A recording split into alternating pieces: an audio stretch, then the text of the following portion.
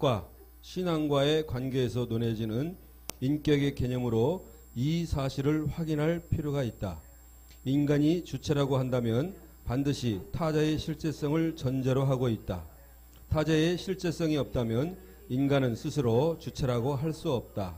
타자란 우리가 보통 남이라고 부르는 다른 구체적인 인간을 말하기보다는 다른 인격이 실제로 내 앞에 존재한다는 경험을 두고 말한다. 이때 타자의 실제성이란 절대적으로 현재성과 관계한다. 인격이란 어떤 것이나 어떤 생각이나 어떤 대상에서 생겨나는 개념이 아니다. 그것은 현재를 의식하는 것 또는 여타의 다른 그 무엇으로 대체하거나 바꿀 수 없는 유일한 존재가 내 앞에 실제로 있다는 사실을 경험함으로써 일어나는 의식이다. 이것이 없으면 우리 인간은 다른 존재와 관계를 할 수 없는 것이다. 이것을 인격주의에서는 너라고 규정한다. 타자란 너라는 존재 개념이다. 주체란 너를 만나는 인격을 의미한다. 너를 만나지 않는 주체란 이미 그 자체가 공허한 단어일 뿐이다. 그래서 주체란 너라는 인격을 만나기 때문에 달리 말하면 인격이라고 할 수 있다. 너는 하나의 인격으로서 말과 직결되어 있다. 그것은 부름을 창조하는 인격이다. 그래서 너라는 존재는 항상 나를 부르는 인격이다. 인격은 너와 나라는 관계에서 현재적으로 일어나는 것이고 주체는 여기에 참여하는 존재를 말한다. 너라는 존재가 부름이라는 현재를 창조하는 인격이라면 주체는 나라는 인격으로서 응답하는 인격이다. 너라는 부름에 응답하는 존재가 바로 주체라고 할 수 있다. 그것은 너를 또 하나의 주체로 생각하기 때문이며 주체는 주체를 만나기 때문이다. 헤겔이나 다른 형이상학에서 나오는 바대로 객체를 세우는 주체라고 말하기보다는 오히려 객체 또는 너가 존재하기 때문에 주체인 나가 존재하는 것이다. 왜냐하면 주체인 나는 너라는 다른 주체로부터 항상 부름을 받으면서 비로소 나 자신이 의식되고 내가 되기 때문이다. 예. 여기서 이제 우리가 하나 짚고 넘어가야 될 게 뭐냐면 우리는 이제 인격 그러면 늘 왜 좀 정제된 맞죠? 이게 잘 정립된 걸 인격 그러잖아요. 이제. 근데 여기서 말한 인격이란 말은 개인의 정신 혹은 그 사람의 그 자아 이걸 지칭하는 통칭한 얘기지. 우리 이제 한국 사람이 이해하는 인격 그런 거하고는 조금 다른 거예요. 이해되죠? 인격이 하나의 그 사람의 됨됨에 대한 틀이잖아요, 이게. 그걸 인격이라고 그래. 근데 이제 어떤 사람들 왜 잘 정제된 사람을 아주 인격자라고 그러죠. 그거하고는 좀 다른 얘기예요, 이게. 인간의 정신, 자아, 이걸 통칭 인격이라고 말할 수 있다. 그렇게 이해하고 들으시면 좋겠어요. 예. 172쪽 두 번째 단락입니다. 주체는 너라는 인격으로부터 항상 부름을 받는 존재이기 때문에 주체의 특성을 우리는 개방성이라고 규정할 수 있다. 개방이란 내가 나 자신에서 나오는 것을 말하는데 이것을 기독교 신학과 관련하여 말한다면 신앙이라고 할 수 있다. 신앙이 내가 믿는 것을 말한다면 여기서 신앙의 주체는 내가 되는 것이다. 그래서 내가 없다면 신앙이 존재할 수 없다. 신앙이란 내가 내 자신에게서 나와서 내 밖에 있는 다른 인격자에게로 들어가는 것을 말하는데 이 신앙을 근본적으로 가능하게 해주는 존재가 주체이다. 이런 의미에서 키에루 케구르가 진리는 주체적이라고 한 말은 옳은 말이라고 본다. 인간은 주체가 아니면 타자와 관계할 수 없으며 동시에 하나님과도 관계할 수 없다. 그러나 주체란 타자가 없다면 그것은 이미 공허한 단어에 불과하며 아무것도 아닐 것이다. 그렇죠? 이게 주체가 있으니까 서로 대화가 되는 거예요. 이해의 척도는 다를지라도 주체가 없으면 대화가 안 돼요. 그러니까 그 쉽게 말하면 어린애들은 주체가 아직 이렇게 주관이 형성되어 있지 않기 때문에 주체가 없잖아요. 그래서 애들하고 얘기하면 갈팡질팡해요. 뭔지 모르잖아요. 어물어물 넘어가잖아요. 그런 거나 같은 거예요. 그러니까 우리가 하나님과 다시 말해 하나님 얼마나 완벽한 인격이시고 정신이시고 그분 주체시란. 그러니까 우리 믿음이 현찮으면 그분과 인격적인 교제가 안 되는. 믿음이 좀 성숙해야 대화가 돼요. 신념과 신앙이 다르다고 그랬죠. 신념은 내가 원하는 걸 바라는 게 신념이에요. 신앙은 하나님의 약속을 믿고 바라는 게 신앙이에요. 이게 다른 거예요. 여러분, 우리가 원하는 걸 이룬다고 그걸 신앙으로 착각하면 안 돼요.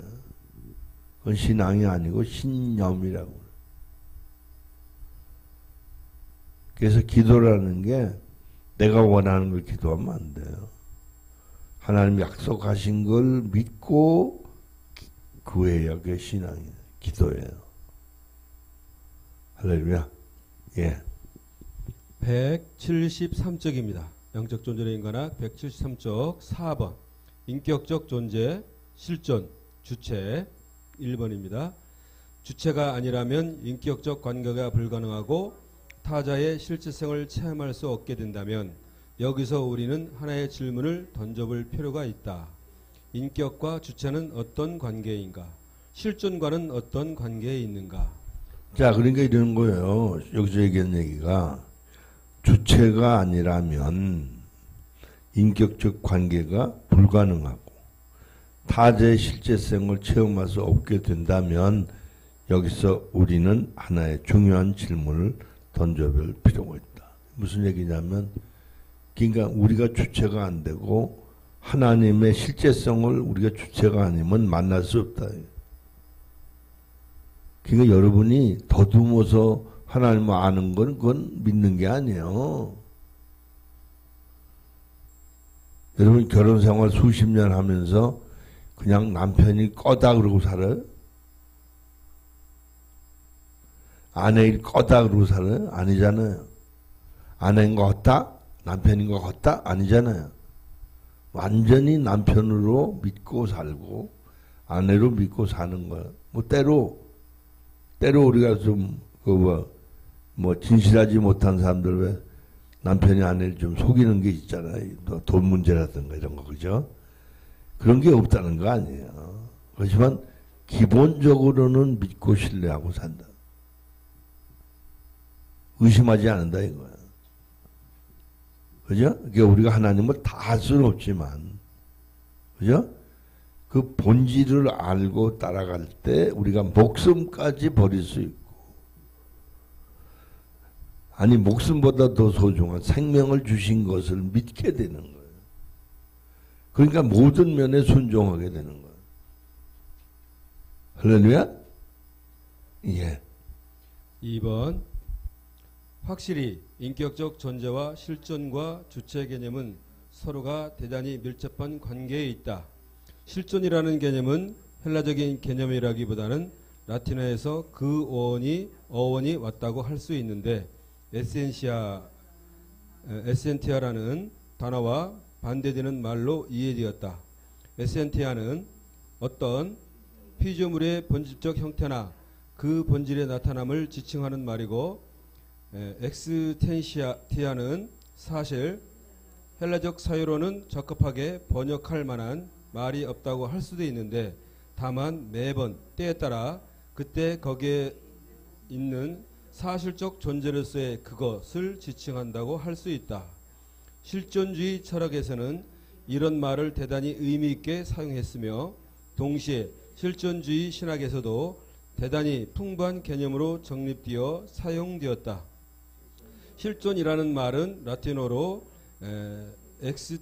엑스테르인데 그 뜻은 뭐뭇에서 나와 서는 것을 뜻한다. 문자적으로는 무에서 나와 서는 존재를 존재에서 나와 무존재에서 나와서는 존재를 실존이라고 한다. 이 실존의 개념은 철학사적으로 오랜 전통을 가지고 발전하는데 주로 본질과 대립되는 개념으로서 보통 잠재성과 활동성 또는 실존성과 가능성과의 대립관계에서 설명된다. 174조 플라톤은 특정한 밤나무가 나무라는 관념에서 실제하는데 실제성의 두 개의 차원, 즉 본질적인 차원과 실존적인 차원이 서로 대립되는 것으로 보았다. 그는 실존이라는 차원은 단순한 속견이나 하나의 환상에 불과하고 참다운 실제는 본질에 있다고 보았다. 아리스토텔레스에게는 이것이 형상과 진류라는 개념으로 설명하였다. 실제성을 본질과 실존의 두 개의 차원으로 구분해서 이해하는 플라톤과 달리 그는 실제하는 한 개체 안에 본질과 형상이라는 두 개의 차원이 있다고 보았다. 형상적이면 형상적으로 될수록 그것은 실제적인 것이 된다. 그래서 그는 신을 잠재성이 없는 순수 형상 내지 순수 활동성 내지 순수 실정성으로 정의하는데 이것은 본질과 실존이 하나가 된 상태를 말한다. 헤겔은 플라톤과 아리스토텔레스의 본질과 실존의 고전적 이해를 보다 조직적이고 통합적으로 이해하는데 실존을 본질의 한 과정으로 보았다. 다시 말해서 실존은 논리적으로 필연적인 본질의 결과인 셈이다. 신이라는 주체나 정신의 본질이 자기 자신을 소위시켜 실존이 되면서 역사가 되고 그렇게 소유된 실존은 다시 신 자기 자신에게로 복귀하는 것이다. 말하자면 헤겔에게는 실존과 본질이 논리적으로 사유 속에서 화해하면서 궁극적으로 실존과 본질의 대립이 사라진다. 헤겔의 이런 관념적인 이해에 맞서서 19세기 이후부터 실존주의가 대두되었다. 본질과 실존이 사유 속에서 화해되는 헤겔과 달리 실존주의자들의 공통적인 이해는 실존은 본질과 화해될 수 없다는 사실에 있다. 헤겔이 말하는 화해는 하나의 소망이지 실제적인 것이 아니라는 말이다. 실존은 하나의 소유로서 본질로부터의 타락이고 화해될 수 없는 것이며 인간이 인격에서 소유되어 사물이 되는 데서 기인한다는 것이다. 그는 실존과 본질의 논리적인 화해가 아니라 가파른 대립을 주장했는데 이런 실존주의자들의 실존 이해의 동기는 기독교 사상에 적지 않은 영향을 미치게 되었다. 왜냐하면 헤겔의 본질과 실존의 논리적 화해를 반대하는 실존주의자들 대부분이 사실은 기독교 전통의 도움으로 헤겔을 비판하기 때문이다. 파스칼은 어거스틴의 전통에 서서 케오르케고르는 루터주의 전통에 서서 마르세는 토마스주의에 서서 토스트 에퍼스키는 그리스 정교의 전통에 서서 비판하기 때문이다. 여기서 주목해야 할 것은 실존의 개념이 부버, 에브너와 같은 학자들에게는 실존주의와 아울러 인격주의적인 입장에 의해 이해되는데 그들이 말하는 실존은 너라는 실제성에 의해 실존하는 나의 실존을 말하고 있다는 것이다. 그들은 너에 의해 나 자신에게서 나오는 것을 실존이라고 이해했다. 본 책에서의 실존이라는 개념은 고대 전통, 즉 본질과 실존의 대립과 화해라는 관념적인 입장에 선 실존이 아니라 현대 실존주의의 영향을 받으면서 너와 나의 개념을 근거로 한 실존 이해임을 밝혀둔다. 자, 이게 굉장히 복잡해요. 복잡하지만 뭐냐면 이제 플라톤 얘기하면서 나무, 밤나무 그러잖아요. 이 얘기는 뭐냐면 나무라고 하는 건 실제성이다. 실제성. 근데 밤나무라는 건 실존이라는 거예요. 실제와 실존은 다르다는 거예요. 이해되죠? 그러니까 우리가 사람이라는 건 다 똑같아요. 이건 실제성이야. 근데 우리가 여성이다 그럴 때 엄마로서의 여성, 그죠? 이건 실존인 거예요. 이해되죠? 그러니까 실제성과 실존의 개념을 다르게 말하는 거예요. 그러니까 이렇게 얘기해서 거기 나눠 얘기하는 건 우리가 본질적으로 하나님 앞에 하나님의 너란 말은 이제 어제도 잠깐 얘기했지만 성전과 제사장이 하나님의 너예요. 예? 그냥 그 크게 말해서 하나님이 나고 우리가 너다 이런 말이 아니고 관계성, 실존으로서의 너. 그러니까 우리가 성전이요 제사장인 실존으로서의 너야. 하나님의 너. 그 말은 뭐예요? 그러니까 성전이요 제사장으로 살아야 되는 거예요. 그죠? 여러분 옛날엔 여자분들이 결혼해서 아이 못 낳으면 질거지하기로 쫓아냈어요. 이해돼요? 이런 개념의 차이가 있는 거예요. 그러니까 이걸 제대로 우리가 모르면 살 줄을 모르는 거예요. 여러분 결혼이라는 건 그 집에 아내로 며느리로 사는 거지. 그죠? 그 집에 밥 해주고 빨래 해주러 가는 게 아니에요. 근데 오히려 밥 해주고 빨래 해주는 건 드물어잖아. 그게 실존이기 때문에 그런 거예요. 이해되죠? 그러니까 우리가 하나님 앞에 너무 지나치게 이기적으로 나의 욕망을 위해 사는 건 신앙이 아니에요. 그건 착각하는 거예요. 그건 우리를 창조하신 하나님의 창조의 섭리를 모르는 거예요. 우리를 사람으로 만드신 이유는 성전으로 제사장으로 그죠? 그렇게 사는 게 거룩한 삶이거든요. 그래서 그게 신부단장하는 거예요. 그러니까 궁극적으로 우리가 예수님의 신부이기 때문에 거기 가서 신부로 사는 이 땅에 사는 거 신부 수업하는 거예요. 이해되죠? 그런데 그걸 모르고 그냥 우리가 사는데 필요를 따라서 하나님을 믿는 건 그건 실용주의라고 해요. 실용주의. 그래서 잘못 믿는 거예요. 그렇게 잘못 믿게 부추기는 설교는 망하게 하는 거예요. 응?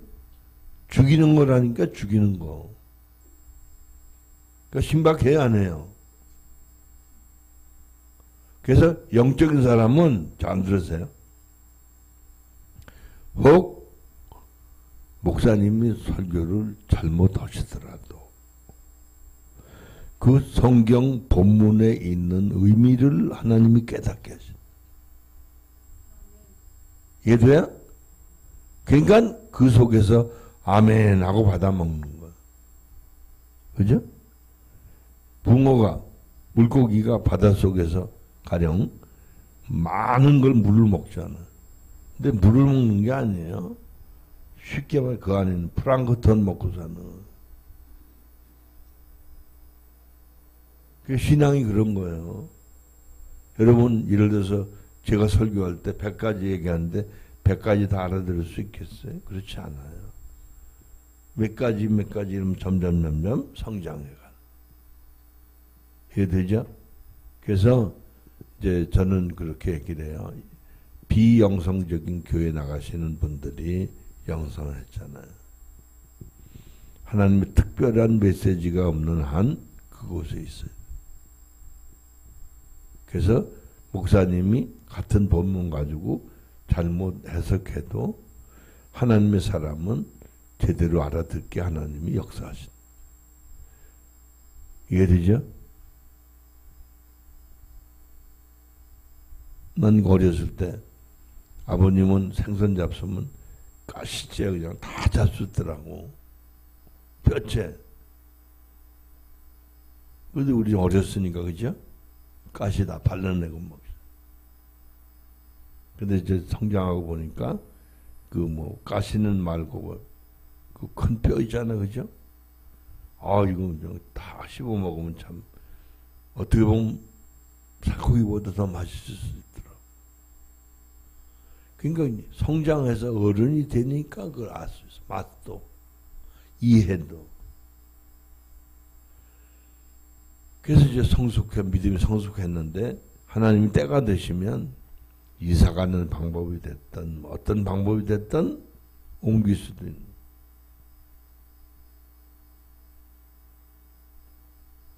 저는 이제 개인적으로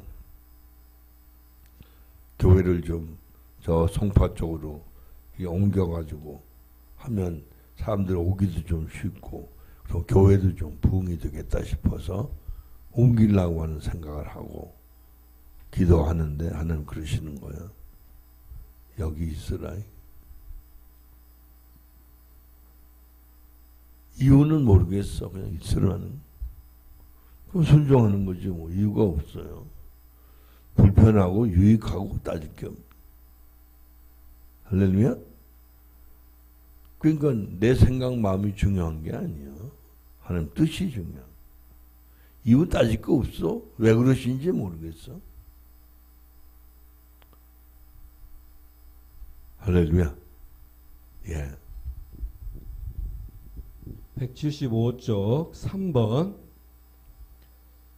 실존이 과연 어떤 존재일까? 야스퍼스는 인간이 실존이 되는 것은 인간에게 주어지는 한계 상황, 예를 들어 우연적으로 주어지는 문제, 갈등, 고통, 죄, 죽음이라는 상황에서 인간은 자신을 실존으로 여기게 되고 거기서 자신과 아울러 초월자와 관계하는 방식을 찾는다고 말했다. 야스퍼스가 이렇게 말하는 것은 그의 근본적 결론 때문인데, 즉 개별적 인간은 만약에 오직 자신만을 위해서는 인간이 아니며 의식이란 타자와의 대화 속에서만 자기가 된다는 것이다. 단적으로 말한다면 실존이란 내가 나 혼자 있을 때는 결코 나 자신이라는 의식을 가질 수 없고 동시에 실존이 이해될 수 없다는 말이다. 하이데거도 이와 유사한 이해를 가지고 있다. 그는 실존 분석이라는 방식, 즉 현존을 위한 근본적 존재론이라는 방식으로 실존을 설명했다. 그런데 이것은 인간이 존재 자체와 관련하면서 시작되었다.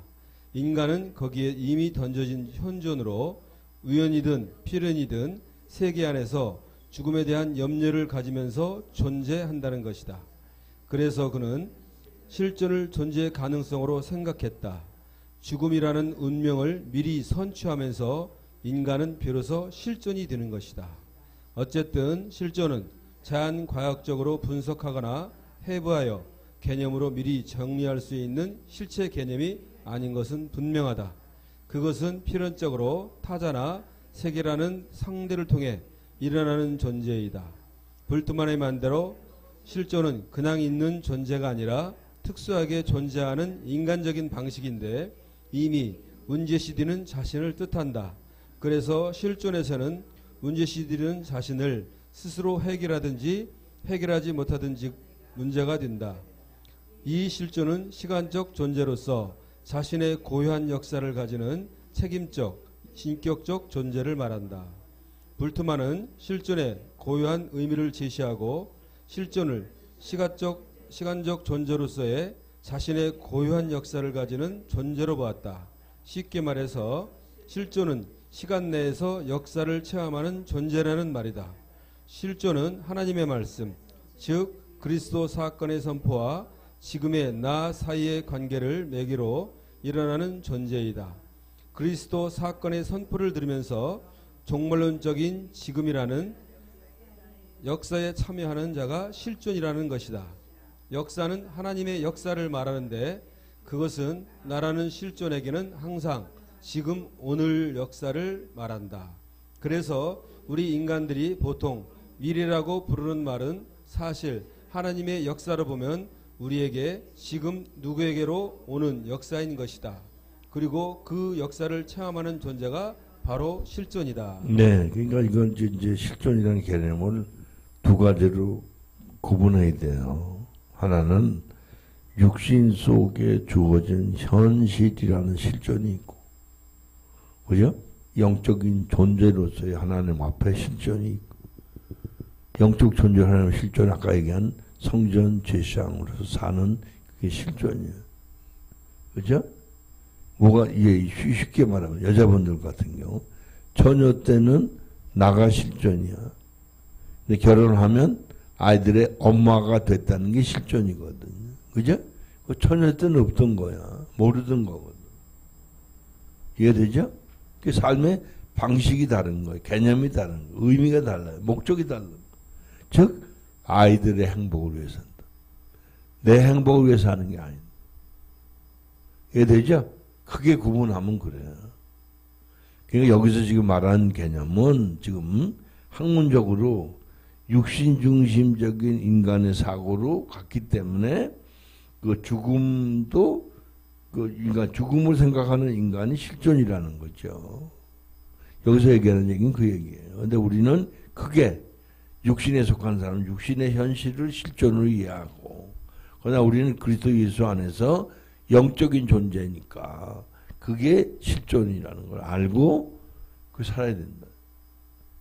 그래서 육신적인 건 다 죽고 썩는 것이고 영적인 건 영원하다는 거예요. 할렐루야. 그러니까 우리의 이제 힐링 멘토링 하는 사람 실존은 영적 존재로의 실존이에요. 할렐루야. 이해되죠?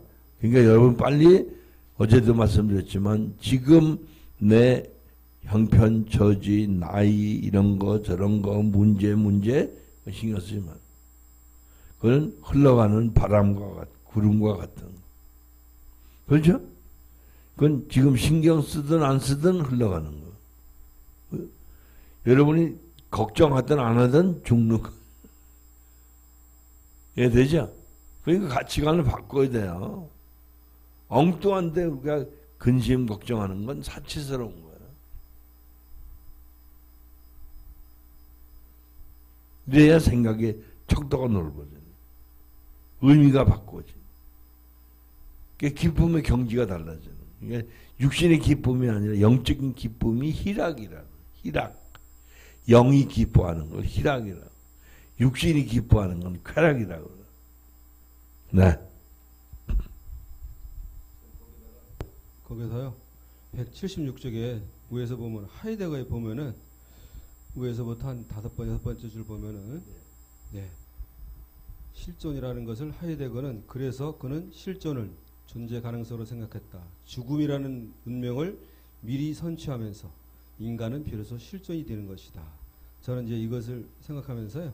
인간이 죽음을 종말론을 항상 바라보면서 실존을 생각, 예? 인간에 대해서 깨닫게 된다는 거예요. 나에 대해서. 그렇게 저는 이해를 하고 있습니다. 맞아요, 맞아요. 이게 무슨 선취란 말이 미리 땡겨서 취한다 이거야. 그러니까 나중에 죽을 거거든요, 그죠? 근데 지금 죽을 것 때문에 걱정하잖아요. 이게 선취예요. 그러니까 밑에 보면은 볼트만도 밑에서 보면은 두 번째 그리스도의 사건의 선포를 두면서 종말론적인 지금이라는 역사에 참여하는 자가 실존이라는 것이죠. 그렇지. 항상 종말론적인 현재를 미래에 종말론이 뭔지 아시겠죠? 모든 건 종말론이 그리스도 예수 안에서 재림하심으로 다 끝나는 거예요. 이게 최종 종말이라는 거죠. 종말론적이란 말이 그런 얘기예요. 이해하시겠죠? 네, 그러니까 결과적으로 그리스도 예수 안에서 모든 인류, 그러니까 이 BC, 그래서 AD 이렇게 나오잖아요, 그죠? 그래서 서기가 중요한 게 뭐냐면 예수님이 이 땅에 오심으로 말하면 역사가 바뀐 거예요. 구약과 신약이라는 개념으로 바뀐 것이 쉽게 말하면 예수님 오기 전, 예수님 오기 후. 그러니까 구원의 개념도 그 이전에는 단순한 육신적인 구원이었다면 신약에 와서는 영적인 구원. 엄청 다른 거죠. 예. 목사님 말만 따라 어차피 다 우린 죽게 돼 있다는 그 얘기인 것 같습니다. 예, 지금을 향해서 가는 것 같습니다. 예. 177쪽 위에서부터 6번째 줄입니다. 두 번째 단락.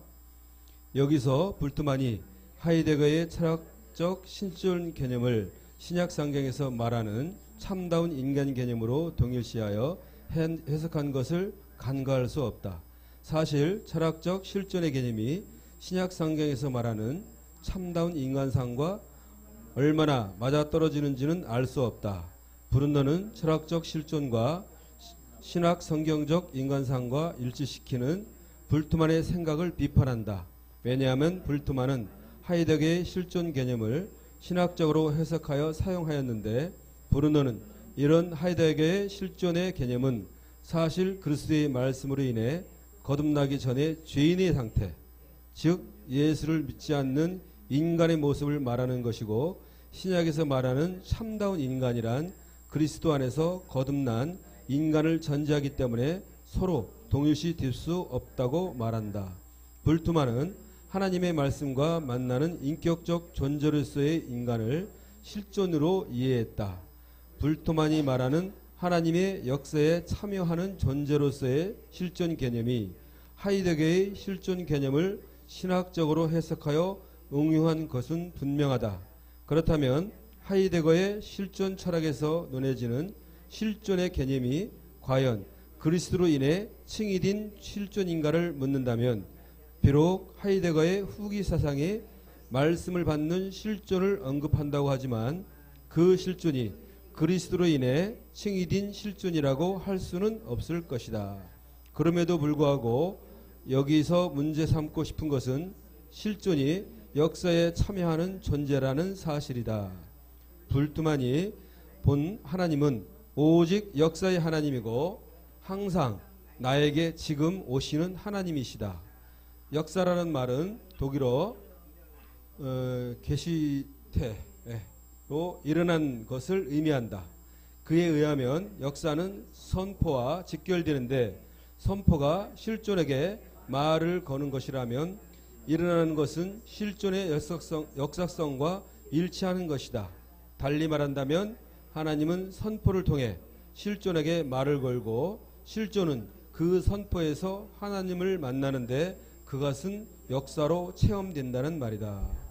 예, 참 기가 막힌 거예요. 그러니까 실존은 역사로 직접 만나는 거야. 무슨 얘기냐? 어제 제가 그런 말씀드렸죠. 칭의라는 게요. 법정적인 용어야. 다시 말하면 의롭게 됐다. 근데 그 의롭게 됐다는 말이 그냥 끝나는 게 아니에요. 성령께서 우리를 그때그때 죄 용서하심으로 그게 체험이 되는 거예요. 이해되죠? 그 제가 이제 그 용서라는 것 때문에 죄사함이라는 것 때문에 얘기를 하는데 제가 이제 군대 입영 기피를 2번 했어요. 그래서 군복 경찰복 입은 사람만 만나면 피해 다녔다는 얘기라고. 근데 이제 그게 이제 보충력으로 편입되면서 완전히 자유가 됐거든요. 근데 일부러 파출소 앞에 지나가면서 가까이 갔다가 괜찮더라고. 왜요? 그 용서란 말이 뭔지. 그래서 저는 하나님께서 그 죄가 눈송이 같은 죄가야 큰 태산 같다. 근데 제가 죄를 고백하니까 그 깨달으니까 고백할 수밖에 없죠. 고백하니까 그게 다 없어지는 체험을 시켜. 그러니까 법정적 용어만 아니라는 거죠. 체험적으로 그걸 실제가 되게 하시는 분. 그러니까 역사 속에서 우리가 체험하는 거예요. 실존이 되는 거예요. 그러니까 성전과 제사장이 용어가 아니에요. 아시겠죠? 여러분 아내와 어머니가 용어가 아니잖아요. 실제잖아요. 실존이란 그리스도 예수 안에 거듭난 사람의 그 실존이야. 생명의 구원의 실존이라. 그러니까 여러분 복 받으리라? 복 받게 돼 있는 거예요. 복 받는 조건만 충족되면. 이해되죠? 요 앞에 로또 복권 파는 집에요. 아주 자랑스럽게 써붙였어. 우리는 1등 명당입니다. 1등 당첨을 자기네가 3번 했대. 표사간 사람이. 무슨 말인지 알겠죠? 그거는 거짓말은 아니겠죠. 거짓말이면 사기거든요. 이해돼요? 저 여러분이 소리 듣고 즐거우려는 게 아니죠. 이번에 BTS, 방탄소년단, BTS라고 약자라고 그러더라고요. 영국에서요, 이번에 했는데 6만 명이 모였대. 근데 며칠 후에 또 한대요. 그래서 미국에서 뭐라고 그러냐면, 나왔냐면 뉴스에, 비틀즈보다 더 낫다. 엄청난 지금 인기가. 거기 모인 사람만 6만 명이고요. 이 유튜브 통해서 들은 사람이 14만 명이에요. 유료로 들은 사람. 무료로 들은 게 아니에요. 난리 났더라고. 젊은이들이 팔딱팔딱 뛰고. 근데 우리는 그보다 더 뛰어야 되는데, 하나님 앞에. 알아들었죠? 한 다리 들고 뛰세요.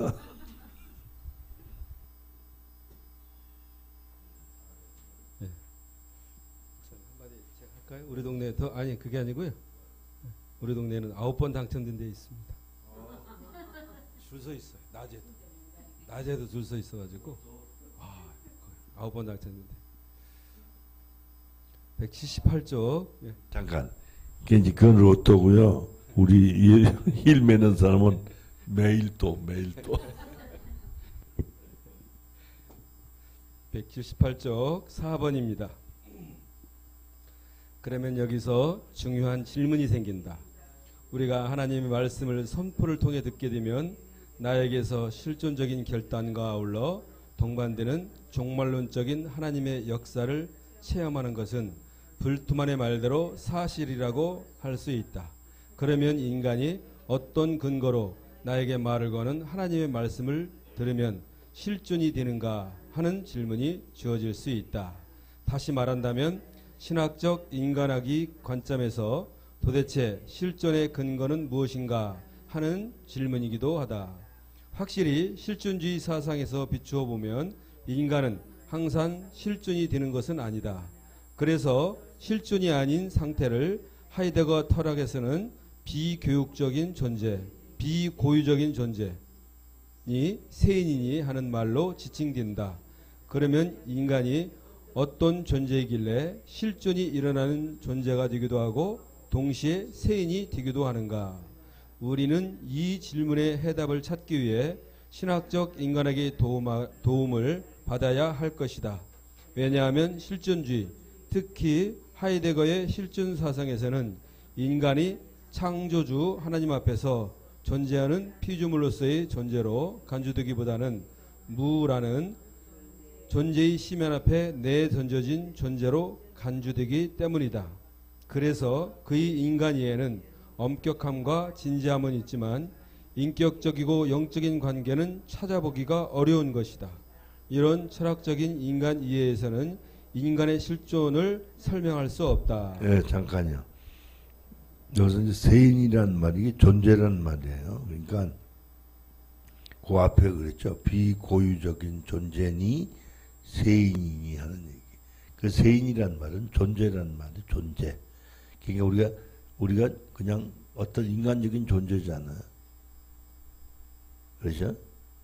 근데 이제 종말론적이란 얘기는 아까 이제 죽음이란 얘기를 했는데 죽는다는 얘기면 종말론이 아니에요. 천년왕국에서 천년 동안 왕노를 1000년 동안 영원천국에서 우리가 영원히 산다. 이게 종말론적이거든요. 그 실제예요. 죽는 것만 실제가 아니에요. 그 이후에 영원한 것도 실존이 되는. 할렐루야? 그러니까 여러분 꼭 죽는 것만 생각하지 마세요. 죽는 건 찰나일 뿐이고요. 그죠? 천국 가서 사는 건 영원해요. 죽는 게 좋죠, 그러면? 죽는 건 찰나니까. 영원한 걸 우리가 얻는 거고. 그래서 자살하면 안 돼요. 빨리 맞불 자살하면 안 된다. 이게 되죠? 그러니까 본질을 모르니까 두려워하는. 그래서 고난이 축복이라는 말은 고난을 통해서 영원한 걸 얻게 되니까 축복하는 거예요. 고난 자체를 즐기는 게 아니에요. 고난을 통해서 얻어지는 것 때문에 기뻐하는 거예요. 할렐루야. 그래서 고백한 사람들은 고난 후에 고백한 거예요. 그래서 성경이 그러죠. 고난 당할 때는 기뻐하죠. 고난 받은 후에 사람들은 기뻐한. 그게 바로 욥기가 그런. 욥기서 42장 5절. 내가 죽게 대하여 귀로만 들었사. 이제는 눈으로 주를 배웠나. 그러니까 그 이전에는 변명도 많이 하고 뭐 이러고 저러고 얘기도 많이 했어요. 친구들하고 수없이 싸웠어요. 근데 마지막 가보니까 이게 실제네. 할렐루야. 자, 이게 제가 그런 얘기 그 전에 했어요. 여러분이 나중에 천국 가서 만나면 나한테 절 많이 할 거라. 그때 진짜 기쁜 줄 아니까 그때 인사 많이 할 거라. 지금은 이해가 안 되는 거죠. 그 본질을 모르니까. 할렐루야. 예. 자, 제 178쪽 제일 밑에 줄입니다. 신학적 인간에서는 인간을 두 개의 존재 양식으로 표현한다. 하나는 창조주 하나님으로부터 하나님의 형상으로 창조되었다는 존재의 양식을 가지고 있고, 또 하나는 그 하나님 앞에서 죄인이라는 존재 양식을 가지고 있다. 그래서 인간이란 피조물과 죄인이라는 두 개의 실제성과 관계한다. 인간은 피조물일 뿐 아니라 동시에 죄인이라는 말이다. 이런 인간과 관계하는 하나님은 창조주와 구세주로서의 하나님이다. 만약 우리가 말하는 하나님이 창조주와 구세주로서의 하나님이 아니라면 그 하나님은 분명 기독교에서 말하는 하나님이 아닐 것이다. 인간이 피조물이면서 죄인인 이상 그 인간과 관계하는 하나님은 오직 창조주와 구세주로서의 하나님이어야만 한다. 이 말은 바꾸어 말하면 하나님은 창조와 구원이라는 두 개의 관점에서만 말할 수 있다는 말이다. 반대로 인간은 피조물과 죄라는 두 개의 관점에서 인간의 실제성을 말할 수 있다. 창조와 구원, 즉 피조물과 죄인이라는 관점에서 인간을 생각해 본다면 실존주의에서 발견한 실존의 개념은 구원이라는 차원과 관계하는 개념임을 알 수 있다. 하나님의 말씀, 즉 나에게 말을 거시는 인격을 향해 자신을 열고 그 인격에 응답하면 역사가 일어나는데 그 역사에 참여하는 존재는 분명히 실존이다. 실존만이 하나님의 말씀을 나에게 향하시는 하나님 자신으로 믿게 된다. 이런 마음의 상태는 교리적으로 말한다면 구원받은 자의 마음이고, 철학적으로 말한다면 실존이라고 칭할 수 있다. 실존이란 달리 말한다면 내가 내 자신에게서 나오는 것을 의미하는데, 이 상태는 기독교 교리적으로 본다면 그리스도 안에서 구원받은 자의 마음의 상태에 해당된다. 구원받은 자의 마음이란 문자적으로 말해도 받는 마음의 상태를 의미하며, 또한 받기 위해 자기 자신에서 나온다는 전제에서 나오는 말이다. 이 상태를 실존주의에서 말하는 실존의 개념과 비교한다면 대단히 유사함을 발견하게 된다. 그러나 실존주의 철학에서 할명할 수 없는 인간의 차원이 하나 있는데, 그것은 창조의 차원에서 정의되는 인간이다. 실존은 결코 창조의 차원과 관계하는 개념이 아니라 구원과 관계하는 개념이다. 달리 말하면 죄와 관계하는 개념이지 피조물 사상을 반영하는 개념이 아닌 것이다. 하이데거는 인간이 내 전조진 존재라는 출발에서 실존을 말하지만 내전져진 존재라는 개념은 결코 기독교 신학에서 말하는 피조물로서의 인간의 개념이 아니다. 피조물이란 오직 창조주와 관계하면서 의식되는 것이고, 또한 피조물을 말해야 한다면 반드시 창조주를 말해야 하기 때문이다. 그러나 하이데거의 실존의 개념에서는 무 앞에서 내전져진 존재자로서의 인간은 있어도 창조주 앞에서 피조진 존재로서의 인간 개념은 없다. 그래서 그가 말하는 실존이란 신학적으로 본다면 오직 죄와 관련된 실존일 뿐이다. 네, 이게 그러니까 하나님이 창조의 출발점이 우리를 구원하시기 위해서 창세 전에 우리를 예정하셨다. 그러니까 엄청 다른 거예요. 이 사람들은 그러니까 하나님이 인간 창조해서 죄 때문에 버렸다 이런 얘기. 그게 아니고 하나님은 죄는 싫어하시지만 하나님의 형상으로 지음받은 인간을 사랑하셔서 독생자를 주셨다. 할렐루야? 그러니까 구원이라는 말은 다른 말로 말하면 이렇게 아주 궁극적으로 말하면 죄의 오용으로 말미암아 영원히 저주받을 수밖에 없는 몸 안에서 예수님과 우리의 영이 한 영이 되게 만드셔서 우리를 끄집어내신 분이 하나님. 할렐루야? 우리를 영원한 저주에서 해방시킨 분이 하나님. 할렐루야? 이게 무슨 대부분 일반적인 뭐 관계 어려운 데서 이거 해결해 줄 그런 아주 짜잔한 하나님이 아니에요. 영원한 생명을 주신 하나님. 할렐루야? 그죠?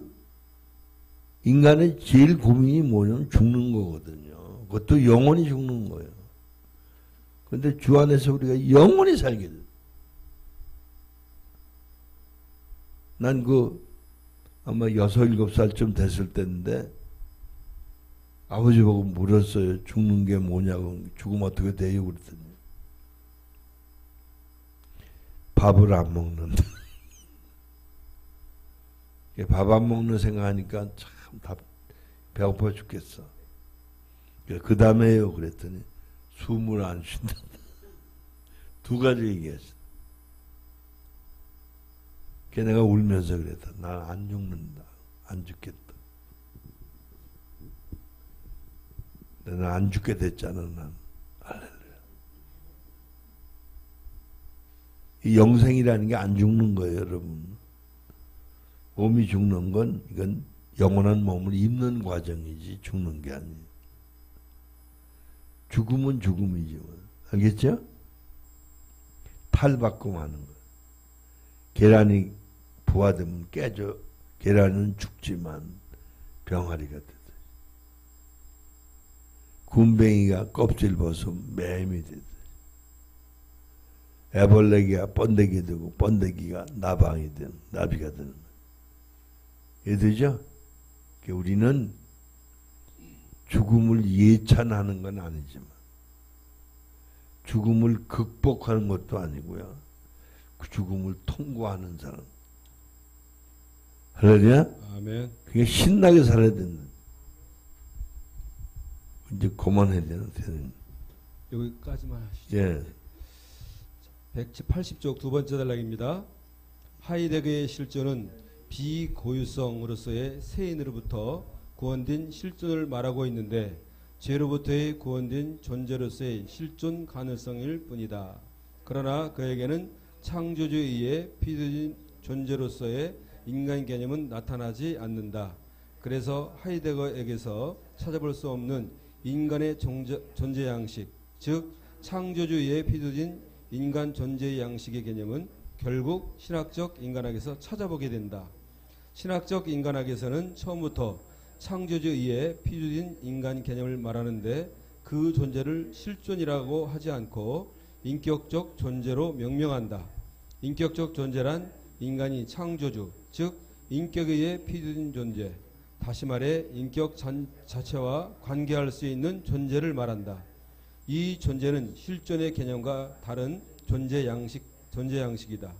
이 상태를 실존의 개념으로는 충분히 설명할 수 없다. 왜냐하면 그 상태는 반드시 실존만이 아니기 때문이다. 그 상태는 실존이 아니면서 실존을 가능하게 하는 근본적인 인간 존재의 양식이다. 다시 말해서 이것이 없다면 실존이 일어날 수 없다는 것이다.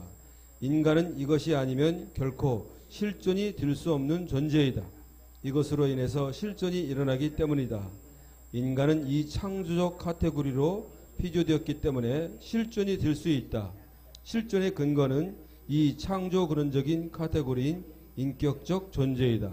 이것을 구약에서는 네피시라고 하고 독일에서는 페르손자인이라고 하고 자인이라 그럽니다.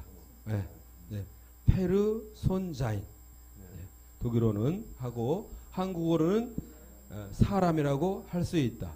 사람을 하고 피조되었기 때문에 인간은 실존이 될 수 있다. 우리가 사람으로 피조되지 않았다면 인간은 결코 실존이 될 수 없다. 다시 말해 우리가 사람으로 피조되었지 않았다면 구원이 우리에게 임할 수 있는 근거는 없는 것이다. 사람이란 구원받은 상태를 의미하는 것이 아니라 구원이 이루어질 수 있는 하나의 카테고리이다. 하나님이 바로 이 카테고리를 통해 지어지기 때문이다. 그리스도의 복음이 바로 이 관계 통로를 통해 우리에게 선포된다. 그리스도의 복음이 하나님의 말씀으로 의미화되어 인간을 실존으로 만드는 것은 바로 인간이 사람으로 피조되었기 때문이다. 그리스도의 복음으로 인간은 사람이 된다. 정확하게 말하면 사람이기 때문에 구원받는 것이 아니라 사람으로서 구원받는 것이다. 우리가 그리스도 안에서 하나님의 말씀으로 역사에 참여하는 실존이 되는 것은 사람이기 때문이 아니라 사람으로서 실존이 되기 때문이다. 또한 그리스도의 사건을 선포를 통해 믿게 되는 것도 사람이기 때문이 아니라 사람으로서 믿게 되는 것이다. 아, 재밌죠? 그러니까 우리가 병아리이기 때문에 닭이 되는 게 아니고 계란이기 때문에 병아리가 되는 거고. 그죠? 그러니까 병아리가 닭 되는 거예요. 얘기돼? 무슨 말인지? 그러니까 우리가 사람이기 때문에 구원되는 게 아니라 인간이기 때문에 사람이 된다는 거예요. 하나님 그렇게 창조하셨다는 거예요. 할렐루야. 다른 말로 말하면 죄인이기 때문에 구원받는 거예요. 그죠? 죄인이 아니라면 예수님 십자가가 필요 없어요. 예수 십자가 사건 아니면 우리가 이 육체가 낫다 죽으면 끝나는 건데 예수님 때문에 부활이 되는, 함께 죽고 함께 장사 지내고 함께 일으켰어. 함께 부활해. 왜 오직 예수님 때문에. 할렐루야. 예, 점심 맛있게 드시기 바래. 182쪽 4번까지 했습니다. 다음 시간. 네, 할렐루야. 네. 감사합니다. 네.